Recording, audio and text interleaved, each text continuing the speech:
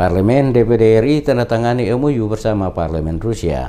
Delegasi DPD RI dipimpin langsung Wakil Ketua 1 DPD RI Nono Sampono melakukan kunjungan kerja ke Rusia memenuhi undangan dari Dewan Federasi Rusia ke Moskow. Nono Sampono bersama rombongan diterima langsung Ketua Dewan Federasi Rusia Valentina Matvienko bersama anggota Parlemen Rusia. Dalam kunjungan tersebut, Nono Sampono berkesempatan menyampaikan pidato di hadapan anggota Parlemen Rusia bertepatan dengan perayaan ulang tahun Parlemen Rusia ke-25.